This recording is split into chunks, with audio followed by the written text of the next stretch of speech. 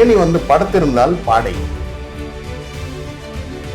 இது வந்து பாமர மக்களுக்கு, அதாவது பிபிஎல்.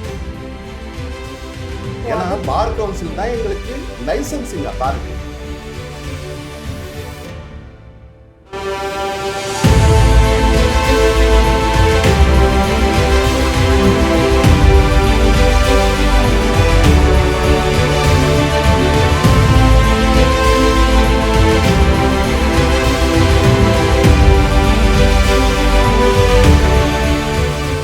Hello sir.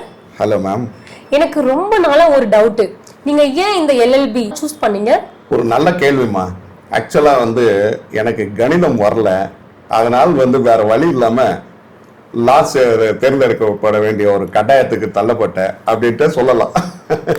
எல்லா ஸ்டூடெண்ட்ஸ் கிட்டயும் உங்களுடைய ட்ரீம்னா என்ன அப்படின்னு சொல்லிட்டு உங்க ஸ்கூல் லைஃப்ல உங்க டீச்சர்ஸ் கேட்டிருப்பாங்க இல்லையா, அந்த ட்ரீமா நீங்க என்ன கூறுனீங்க? 12th படிக்கும்போது எனக்கு சுபாஷ் சந்திர அப்படின்னு சொல்லி ஒரு லெக்சரர் இருந்தார். என் குடும்பத்திலேயே முதல் பட்டதாரி. ஸோ நான் அந்த ஒரு விஷயத்தை வந்து அவர்கிட்ட சொல்லும்போது, இல்லை நீ 2 பட்டங்கள் பெறலாம் 5 வருஷத்துல, நீ 3 இயர்ஸ் டிகிரி படிச்சு அதுக்கப்புறம் 3 இயர்ஸ் சட்டம் படிக்கிறத விட 5 வருடங்கள்லயே நீ வந்து ஒரு வழக்கறிஞராக வெளியே வரலாம் அப்படின்னு சொல்லும்போது, அவருடைய ரெக்கமெண்டேஷன்னால வந்து நான் பெங்களூர் அரசு கல்லூரியில் நான் சட்டத்தை முடித்தேன். எம்எஸ்டபிள்யூ முடித்த பிறகு வந்து நான் ஓசூரில் 32 ஆண்டுகளாக வழக்கறிஞராக பணிபுரிகிறேன். இந்த லா லைஃப் நீங்க எப்படி பார்க்குறீங்க? ரொம்ப சுவாரஸ்யமாக இருக்குமா.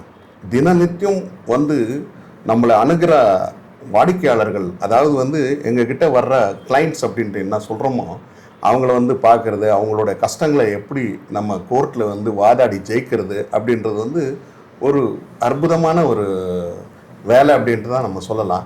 ஒரு நம்மளோட ப்ரொஃபஷன் வந்து ஒரு நோபல் ப்ரொஃபஷன் அப்படின்ட்டு சொல்கிறதுக்கு அதே காரணம் அப்படின்ட்டு நான் நினைக்கிறேன். ஓகே சார், இப்போ உங்க ஒர்க்லயே ரொம்ப இம்பார்ட்டன்டான ரெஸ்பான்சிபிள் அப்படின்னு நீங்க எதை பார்க்குறீங்க?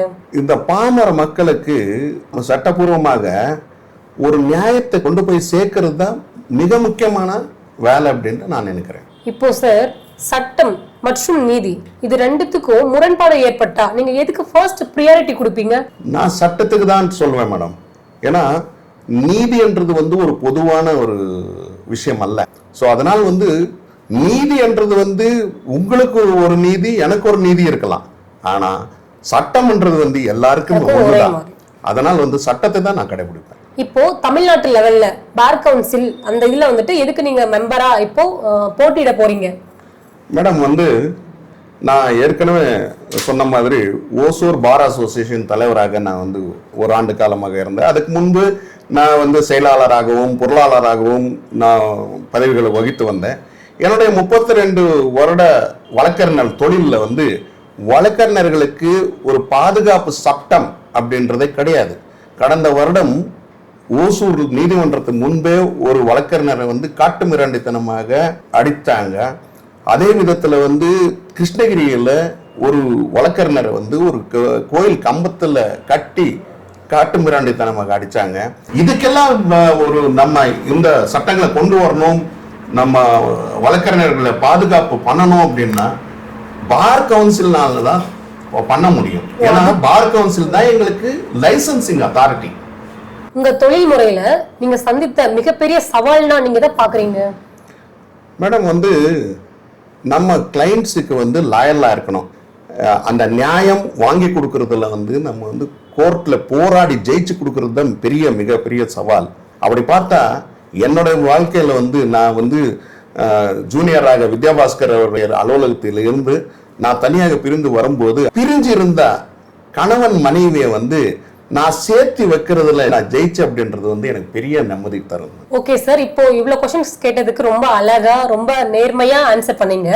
இப்போ வந்துட்டு நீதிமன்றம் விசஸ் வழக்கறிஞர் இவங்க ரெண்டுக்கும் இடையிலான உறவு எப்படி இருக்கும் நீங்க நினைக்கிறீங்க?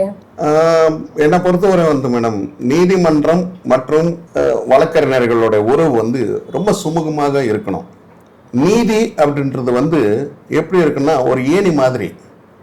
அந்த நீதி என்றது வந்து ஏணி நின்னிருந்தால் நீதி ஏணி, அதை ஏணி வந்து படுத்திருந்தால் பாடை. அதனால் வந்து நீதிமன்றமும் மற்றும் வழக்கறிஞர்களும் அந்த 2 இன்ஸ்டிடியூஷன் அப்படின்ட்டு சொல்லலாம், அது இணைந்து செயல்பட்டால் மட்டும்தான் பாமர மக்களுக்கு நீதி போய் சேரும். அதனால் அவருடைய உறவு அப்படின்றது பார்த்தீங்கன்னா ரொம்ப சுமூகமாக இருக்கணும். மற்றும் நீதிபதிகளும் வழக்கறிஞர்களை ரொம்ப அனுசரித்து அவங்களுடைய வாதங்களை கேட்டு அதை புரிஞ்சுக்கிட்டு நீதிபதிகளும் நமக்கு நீதி வழங்கணும். அதே விதத்துல வழக்கறிஞர்களும் நீதிபதிகளுடைய அவருடைய போக்கை புரிஞ்சுக்கிட்டு நல்லபடியாக அவருடைய வழக்குகளை வழக்காடணும் அப்படின்றது தான் என்னுடைய வாதம் மேடம். சார், இப்போ விரைவு நீதிமன்றம் அப்படின்னு சொல்றாங்க இல்லையா, அதை பத்தி உங்களுடைய கருத்து என்ன மேடம்? அது விரைவு நீதிமன்றங்கள் அப்படின்றது ஃபாஸ்ட் ட்ராக் கோர்ட்ஸ் அப்படின்னு சொல்றாங்க. இது அரசாங்கம் என்ன செய்யுது அப்படின்னா, நிறைய கேஸுகள் தேங்க கிடக்கு அப்படின்னு சொல்லி நீதித்துறையில வழக்குகளை மிக எளிமையாக சீக்கிரமாக பாமர மக்களுக்கு நீதிகள் டெலிவரி பண்றதுல, ஜட்ஜ்மெண்ட்ஸ் கொடுக்கறதுல ரொம்ப ஃபாஸ்டா நடந்துட்டு இருக்கு. அதனால் விரைவு நீதிமன்றங்களும் இப்போதைக்கு நம்ம நாட்டுக்கு பத்தாது, இன்னும் அதிகமா விரைவு நீதிமன்றங்கள் கொண்டு வரணும் அப்படின்றது என்னுடைய ஆவா. ஓகே சார், இப்போ வழக்கறிஞருக்கு முக்கியமான 3 திறன்னா அது என்ன? திறன் அப்படின்னு சொல்லி பார்த்தீங்கன்னா, அது திறன் என்று சொல்ல முடியாது, வழக்கறிஞருக்கு உடைய கேரக்டர் அப்படின்ட்டு சொல்லலாம். நீதி, நேர்மை, நியாயம். அதாவது வழக்கறிஞர்களுக்கு ஒரு ட்ரஸ்ட் வர்த்தினஸ் இருக்கணும். இப்போ நம்மளை வாடிக்கையாளர்கள், அதாவது கிளைண்ட்ஸ் நம்மளை பார்க்குறாங்க அப்படின்னா அவர்கிட்ட நம்ம அந்த லாயல்ட்டியை எதிர்பார்க்குறாங்க, எத்திக்ஸ், ப்ரொஃபஷ்னல் எத்திக்ஸை எதிர்பார்க்குறாங்க, நம்மளுடைய நேர்மையை அவருக்கு டெஸ்ட் பண்ணுறாங்க. ஸோ அது ரொம்ப முக்கியம். இந்த நேர்மை அப்படின்றது ரொம்ப முக்கியமாக இருக்கும். ஏன்னா வழக்கறிஞர்கள் மேலே மக்கள் ஒரு பொய்யான ஒரு அசம்ஷனில் இருக்கிறாங்க, இவங்க எல்லாம் போலியானவங்க அப்படின்றது. அப்படி கிடையாது. எல்லா வழக்கறிஞர்களும் அப்படி இருக்க மாட்டாங்க.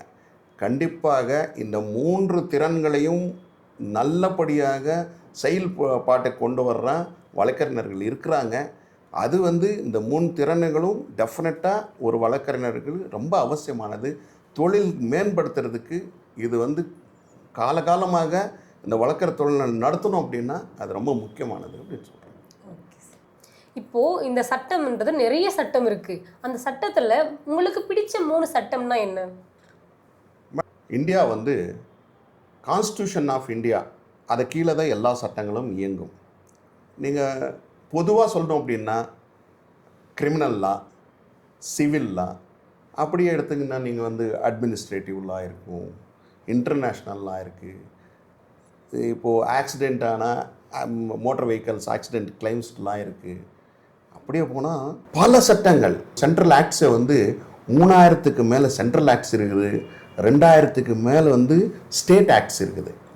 அதில் இந்த சட்டம் எனக்கு பிடிக்கும், இந்த சட்டம் எனக்கு பிடிக்காதுன்றது ஒன்றும் இல்லை. எல்லா சட்டங்களையும் நம்ம தெரிஞ்சிருக்கணும்.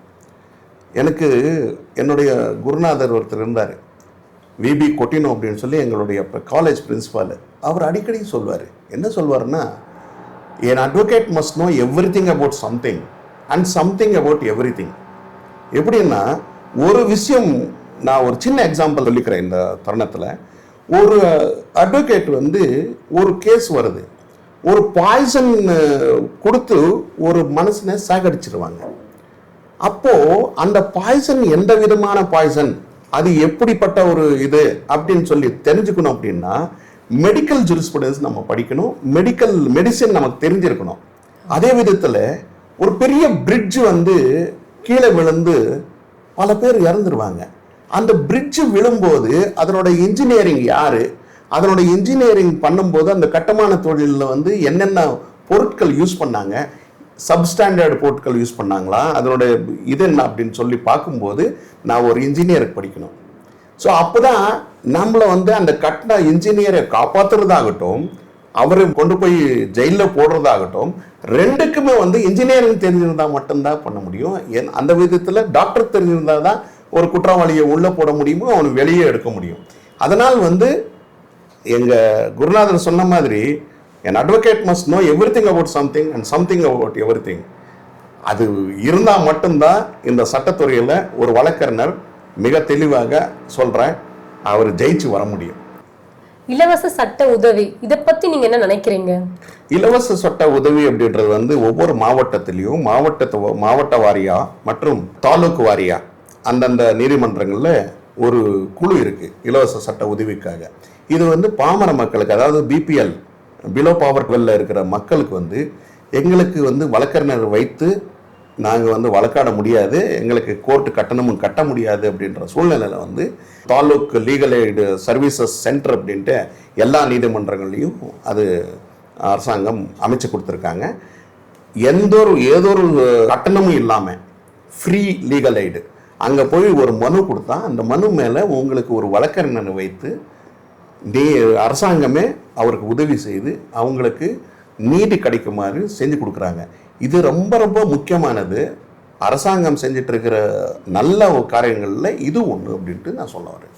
ஓகே சார், இப்போ ஒரு கிராமத்துல ஒரு ஃபேமிலி மட்டும் இல்ல, நிறைய ஃபேமிலியில இப்படிதான் ஹஸ்பண்ட் வந்து குடிச்சிட்டு மனைவி அடிக்கிறது, ஆனா நடுவுல வந்து குழந்தைங்க தடுக்க போனா குழந்தைய அடிச்சுட்டு உன்னால என்ன பண்ண முடியுமோ பண்ணிக்கோ அப்படின்னு சொல்லிட்டு குழந்தைகிட்டையும் பேசுறது. அப்போ ஒரு பையன் வந்து இந்த மாதிரி ஒரு பிரச்சனைல இருக்கிற ஒரு பையன் உங்ககிட்ட வந்து கேட்கறான், சார் இப்படி எங்க வீட்டுல ரொம்ப பிரச்சனையா இருக்கு, என்னால கோர்ட் அப்படின்னு என்னால இந்த சின்ன வயசுல என்னால அப்படி போக முடியாது, எனக்கு ஏதாச்சும் ஒரு ஹெல்ப் பண்றீங்களா அப்படின்னு சொல்லிட்டு உங்க லைஃப்ல, உங்க இந்த லைஃப்ல நீங்க யாருக்காச்சும் இந்த மாதிரி ஹெல்ப் பண்ணிருக்கீங்களா? நிறைய பண்ணிருக்கோங்க மேடம். இது வந்து நாங்க வந்து இதுக்காகவே 2002 வந்து நான் வந்து ஒரு அமைப்பு social holistic industrial rural development institution trust, ஒரு ஷிர்டி ட்ரஸ்ட் அப்படின்னு சொல்லி ஒரு ட்ரஸ்ட் அமைப்பு நான் பண்ணியிருக்கிறேன். அந்த அமைப்பில் வந்து நிறைய கவுன்சிலிங் பண்ணுறோம் மேடம். அந்த மாதிரி நிறைய பசங்க பொண்ணுங்க வந்து இந்த உதவி கேட்டிருக்காங்க. இலவசமாகவே நிறைய உதவிகள் நாங்கள் செஞ்சுருக்கோம் மேடம். அந்த மாதிரி பெற்றோர்களை வந்து அவங்க வீட்டுக்கே போய் கவுன்சிலிங் பண்ணி இது செய்கிறது வந்து தப்பு அப்படின்னு சொல்லப்போனால் சில வில்லேஜஸுக்கு வந்து என்னுடைய ஜூனியர்ஸ் எல்லாம் போய் அவங்க வீட்லேயே இருந்து அவங்களுக்கு அறிவுரை சொல்லி அவரை கூப்பிட்டு வந்து எங்கள் அமைப்பில் உட்கார வச்சு, எங்கள் அமைப்பில் வந்து ப்ரொஃபஷ்னல் கவுன்சிலர்ஸ் இருக்காங்க மேடம். அந்த கவுன்சிலர்ஸ் வந்து நிறைய பேரை வந்து மாற்றிருக்காங்க. அந்த மாதிரி பார்த்திங்கன்னா நாங்கள் நிறைய medical camps, AIDS awareness camps இந்த மாதிரி நிறைய பண்ணியிருக்கோம். அந்த வகையில் வந்து இந்த குடிபோதையில் வந்து இந்த மாதிரி ஒரு சட்டத்துக்கு விரோதமாக நடந்து கொள்ளுவோம் அந்த ஃபேமிலிஸ்லையும் நம்ம வந்து கரெக்ட் பண்ணி விட்டுருக்கோம். அந்த வகையில் நிறைய உதவிகள் செஞ்சுருக்கோம் மேடம் நாங்கள். நன்றி சார். ஓகே சார், இப்போ ஃபைனலாக நம்ம வீடியோ எண்டுக்கு வந்தாச்சு. நீங்கள் வந்து பார் கவுன்சில் அந்த மெம்பராக நிற்கிறீங்க. நீங்கள் எங்கள் ஜாக் மீடியா பப்ளிக் சார்பாக உங்களுக்கு வெற்றி பெற வாழ்த்துக்கள் தெரிவிச்சுக்கிறோம். நன்றி. நீங்க இப்போ மக்களுக்கு வெற்றி பெற்றுட்டு மக்களுக்கு ஏதாச்சும் சொல்லணும்னா நீங்க சொல்லிக்கலாம் இந்த வீடியோ மூலமா. கண்டிப்பாக. நான் வந்து இப்போ 2026 தமிழ்நாடு மற்றும் புதுச்சேரி பார் கவுன்சில் மெம்பருக்காக நான் இப்போ போட்டியிட போகிறேன்.